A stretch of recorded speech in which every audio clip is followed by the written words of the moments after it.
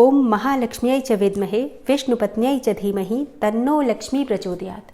ओम ह्रीं श्रीं ओम महालक्ष्म्यै नमः। दोस्तों, आप सभी को मेरी तरफ से अक्षय तृतीया की हार्दिक शुभकामनाएं। माँ लक्ष्मी और श्री हरि विष्णु की कृपा सदैव आप और आपके पूरे परिवार पर बनी रहे। दोस्तों, 22 अप्रैल 2023 यानी कि शनिवार के दिन अक्षय तृतीया का पावन पर्व मनाया जाएगा। तो अक्षय तृतीया की पूजा विधि, दान और नियम की वीडियो चैनल पर पहले से अपलोड हो चुकी है। अगर आपने अभी तक उसे नहीं देखा है तो जरूर देख लीजिए। और जैसे कि आप लोगों के काफी सारे प्रश्न आए हैं कि अक्षय तृतीया के दिन धन वर्षा पोटली किस प्रकार से बनाई जाती है, तो आज की वीडियो में धन वर्षा पोटली बनाने की विधि, धन वर्षा पोटली बनाने का शुभ मुहूर्त क्या होगा और इसके साथ ही सामग्री कौन कौन सी आपको चाहिए धन वर्षा पोटली बनाने के लिए, और पिछली साल जो आपने धन वर्षा पोटली बनाई थी उसका क्या करना चाहिए, ये संपूर्ण जानकारी, मतलब कि जो भी धन वर्षा पोटली से संबंधित जानकारी होती है वो सभी जानकारी आपको आज की वीडियो में मैं शेयर करने वाली हूँ।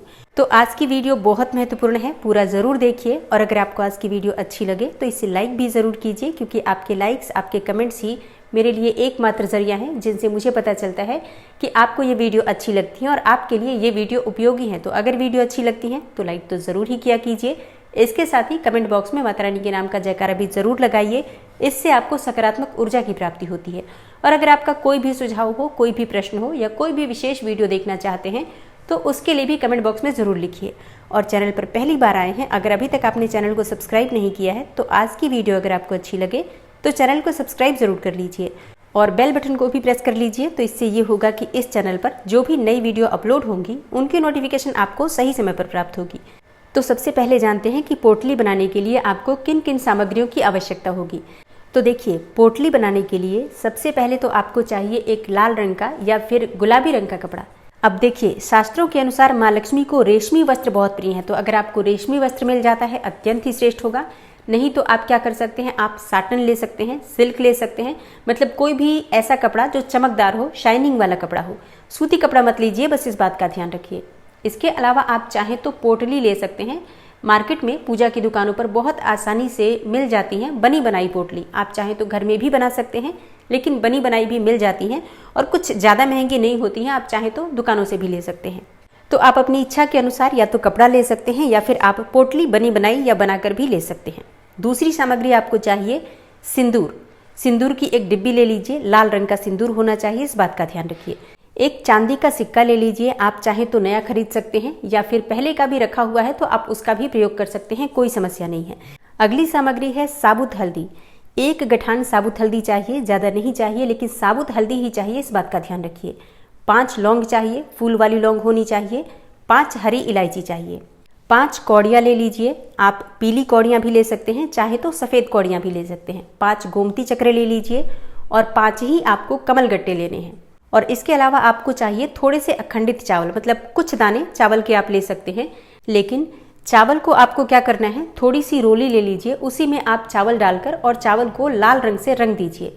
क्योंकि माँ लक्ष्मी को लाल रंग अत्यंत ही प्रिय होता है, इसलिए चावल को भी आप लाल रंग से रंग दीजिए। और कुछ ही दाने हमें चावल के चाहिए, मतलब अपनी चुटकी से 2 या 3 चुटकी चावल का प्रयोग आप कर सकते हैं। और अगली सामग्री है गुलाब के या फिर कमल के पुष्प, जो भी आपके पास उपलब्ध हो। कमल के पुष्प मिल जाते हैं अत्यंत ही श्रेष्ठ होगा, नहीं मिल पाता है तो गुलाब के फूलों का भी प्रयोग कर सकते हैं। 1 गुलाब का फूल आपको चाहिए। तो ये सभी सामग्री हैं जिनका प्रयोग आपको पोटली बनाने के लिए करना है। अब विधि क्या होगी इसकी वो पहले जान लेते हैं, फिर शुभ मुहूर्त के बारे में बात करेंगे। पोटली बनाने के लिए सबसे पहले आपको चाहिए एक पात्र, मतलब एक थाली ले सकते हैं, एक प्लेट ले सकते हैं, किसी भी धातु का ले सकते हैं, जैसे कि चांदी का ले सकते हैं, आप चाहें तो पीतल का ले सकते हैं, कांसे का भी ले सकते हैं। और अगर आपके पास इन सभी धातुओं के पात्र ना हो तो ऐसी अवस्था में आप स्टील का भी प्रयोग कर सकते हैं, कोई समस्या नहीं है। लेकिन अगर आपके पास पीतल, चांदी या फिर कांसे का पात्र हो तो प्रयोग उसी का करना चाहिए। पूजा पाठ में स्टील के पात्र का प्रयोग करने से बचना चाहिए।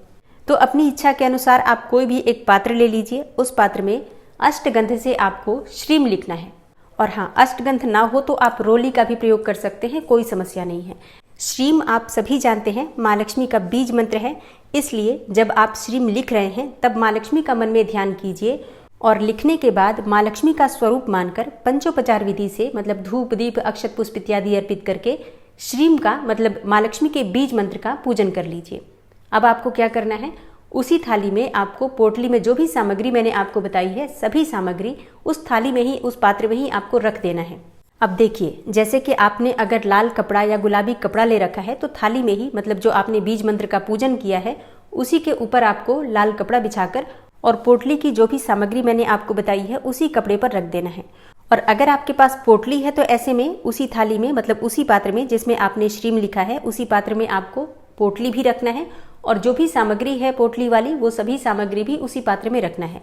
अब आपको पंचोपचार विधि से धूप, दीप, अक्षत, पुष्प इत्यादि अर्पित करके सभी सामग्री का पूजन करना है। सबके ऊपर आपको तिलक करना है।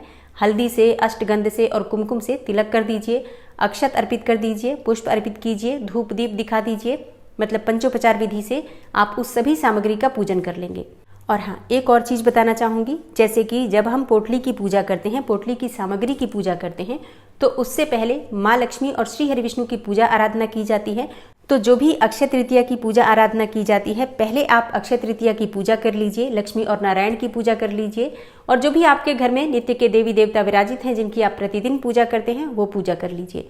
उसके बाद बिल्कुल शांत मन से, बिल्कुल शुद्ध रूप से आपको पोटली की सामग्री का पूजन करना है। पोटली की सामग्री का पूजन भाग दौड़ में, चलते फिरते या फिर अशांत मन से जल्दी जल्दी में नहीं करना है, इस बात का ध्यान रखिए।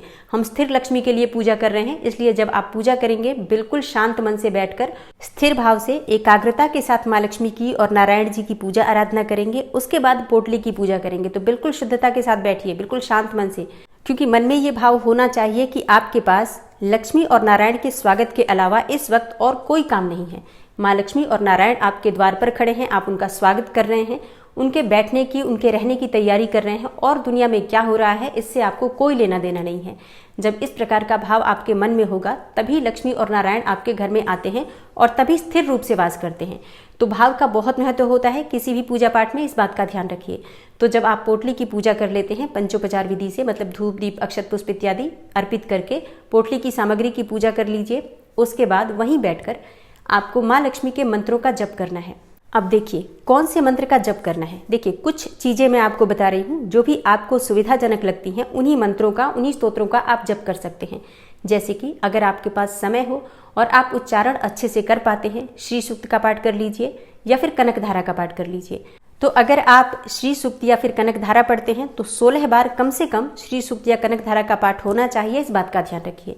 लेकिन मान लीजिए कि अगर आप इन मंत्रों का उच्चारण नहीं कर पाते हैं, तब कोई भी एक माँ लक्ष्मी के मंत्र को ले लीजिए, कोई भी छोटा सा मंत्र ले लीजिए जिसका उच्चारण आप अच्छे से कर पाते हैं। अगर आप नियमित रूप से किसी मंत्र का जप कर रहे हैं, माँ लक्ष्मी के किसी भी मंत्र का जप कर रहे हैं, तो उसी मंत्र का आज के दिन कम से कम 16 माला, 11 माला, 21 माला और समय हो आपके पास तो 108 माला जप कर लीजिए।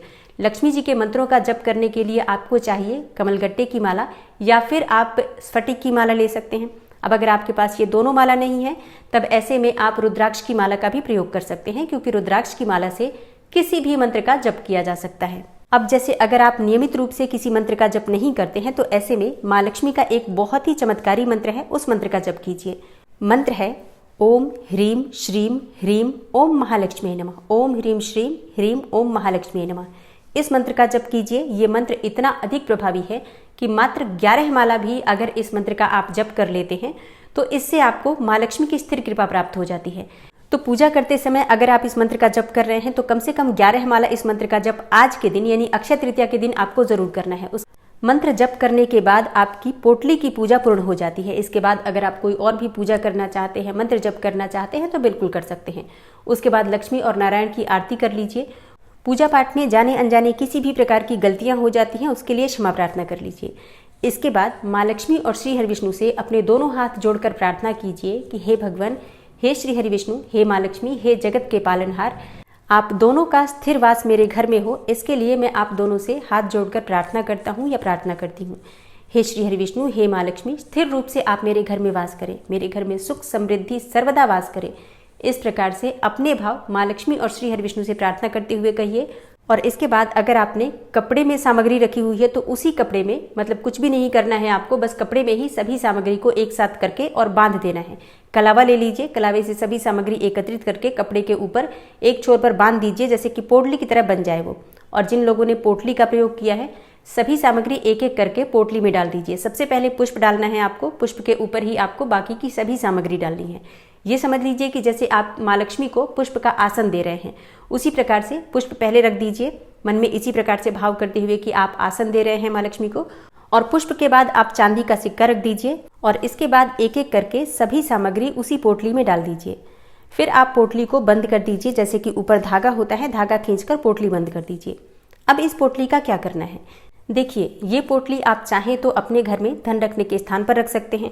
अगर आपके पास व्यापारिक स्थल है, कोई दुकान है, कोई ऑफिस है, जैसे कि कोई बिजनेस करते हैं आप, तो अपने गले में भी रख सकते हैं। अब जैसे कि कई लोग ऐसे भी हैं जो घर में भी रखना चाहते हैं और दुकान में भी वो रखना चाहते हैं, तो चाहे तो 2 पोटली भी बना सकते हैं, मतलब यही सामग्री आप डबल कर दीजिए और 2 जगह पोटली बना सकते हैं। लेकिन ऐसी अवस्था में एक और कार्य आपको करना पड़ेगा, जैसे कि आप एक पोटली को अभिमंत्रित करने के लिए 16 बार श्री सूक्त या कनक धारा का पाठ कर रहे हैं या फिर 11 माला मंत्र जप कर रहे हैं, तो दूसरी पोटली को अभिमंत्रित करने के लिए भी आपको उतनी संख्या में मंत्र जप करना पड़ेगा।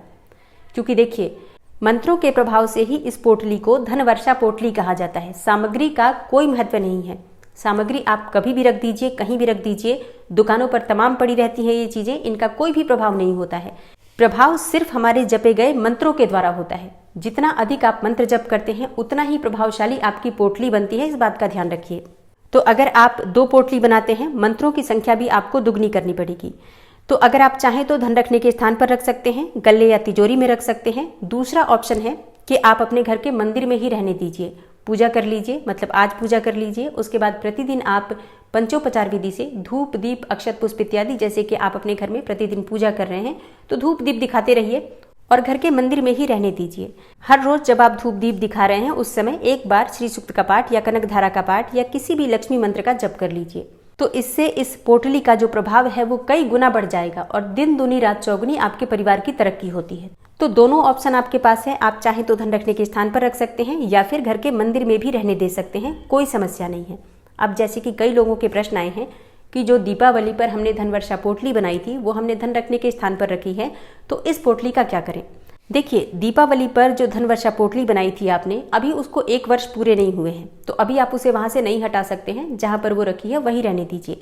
आप इस पोटली को भी धन रखने के स्थान पर रखना चाहते हैं तो वहीं पर रख दीजिए, प्रभावशाली हो जाता है। जितनी तिजोरी में शुभ वस्तुएं रखी जाती हैं उतना ही ज्यादा तिजोरी जो है वो प्रभावशाली बनती है, माँ लक्ष्मी का स्थिर वास आपके घर में उतना ही अधिक रहता है। तो इसलिए आप दोनों पोटली एक ही स्थान पर रख सकते हैं। और हाँ, जैसे कि मैंने आपको दूसरा ऑप्शन बताया कि आप इसे अपने घर के मंदिर में ही रहने दीजिए और दिवाली वाली पोटली अपने घर में जहां पर भी गल्ला तिजोरी आपने रखा है वहां रहने दीजिए। दोनों जगह धूप दीप दिखाते रहिए, क्योंकि दिवाली वाली पोटली आप 1 वर्ष होने पर ही निकाल सकते हैं, इस बात का ध्यान रखिए। बीच में उसे हमें नहीं छूना होता है, ना ही उसे खोलकर देखना होता है और ना ही उसे विसर्जित करना होता है, इसलिए उस पोटली को बिल्कुल मत छूइए। बात करें कि अगर आपने पिछले अक्षय तृतीया पर कोई पोटली बनाई थी तो बिल्कुल आप उसे वहां से हटा सकते हैं और उसे हटाकर आप चाहे तो कुछ दिनों के बाद कहीं भी जल प्रवाह कर सकते हैं। किसी भी पवित्र नदी में अगर आप स्नान के लिए कभी जाते हैं, किसी तीर्थ स्थान पर जाते हैं, तो बहती नदी में बहते जल में आप सभी सामग्री का जल प्रवाह कर सकते हैं। इधर उधर किसी भी पूजा की सामग्री को नहीं फेंकना चाहिए, इस बात का भी ध्यान रखिए। और अब जानते हैं कि पोटली बनाने का शुभ मुहूर्त क्या है। देखिए कल अक्षय तृतीया की तिथि प्रारंभ हो जाएगी सुबह 7:49 पर। जब तृतीया तिथि प्रारंभ हो जाएगी उसके बाद आप पूजा आराधना करेंगे। पूजा का शुभ मुहूर्त मैं आपको पिछली वीडियो में बता चुकी हूँ। तो पूरे दिन की तृतीया तिथि है, आप सभी जानते हैं कि ये अबूझ मुहूर्त होता है, मतलब दिन रात जब तक तृतीया तिथि है तब तक कोई भी शुभ कार्य किया जा सकता है। तो इसलिए इस पोटली को आप चाहें तो सुबह भी बना सकते हैं। जैसे कि सुबह जब आप पूजा आराधना करेंगे, अगर आपके पास सुबह इतना समय है कि आप शांत मन से पूजा आराधना करने के बाद पोटली का निर्माण कर पाते हैं और इतनी संख्या में मंत्रों का जप कर पाते हैं, तो सुबह भी आप चाहें तो इस पोटली का निर्माण कर सकते हैं। सुबह आपके पास समय नहीं है तो ऐसी अवस्था में शाम के समय, जब शाम की दियाबाती आप करेंगे तो शाम के समय या फिर रात्रि में, जब भी आपके पास ऐसा लगता है आपको कि बिल्कुल शांत समय है, इस समय मैं पोटली का निर्माण कर सकती हूँ या कर सकता हूँ, उसी समय बैठकर आप पोटली बना सकते हैं। कल का पूरा दिन पूरी रात्रि माँ लक्ष्मी को समर्पित है, पूरा दिन पूरी रात्रि शुभ है। तो जिस समय आप बिल्कुल शांत अवस्था में पोटली का निर्माण कर सकते हैं उस समय आप बैठकर और धूप दीप इत्यादि अर्पित करके पूजा आराधना करके और इस पोटली का निर्माण कर सकते हैं। तो पूरे दिन में कोई भी ऐसा समय नहीं है जो कि अशुभ समय है। आप पोटली का निर्माण सुबह या शाम कभी भी कर सकते हैं। तो धन वर्षा पोटली से संबंधित ये जानकारी उम्मीद करती हूँ आपके लिए उपयोगी होगी। और हाँ, वैसे तो मैंने पोटली से संबंधित सभी प्रश्नों के उत्तर दे दिए हैं, लेकिन फिर भी अगर आपको लगता है कि आपका कोई प्रश्न है तो कमेंट बॉक्स में लिख दीजिए। और कई भक्तों के प्रश्न आए हैं कि अक्षय तृतीया व्रत और पूजा विधि की जानकारी दीजिए कि व्रत में क्या खाना चाहिए, क्या नहीं खाना चाहिए और कौन से नियम का पालन करना चाहिए। तो आने वाली वीडियो में अक्षय तृतीया व्रत से संबंधित संपूर्ण जानकारी आपको शेयर करने वाली हूँ, तो आने वाली वीडियो जरूर देखिए। मिलती हूँ मैं आपसे अगली वीडियो में, तब तक के लिए नमस्कार।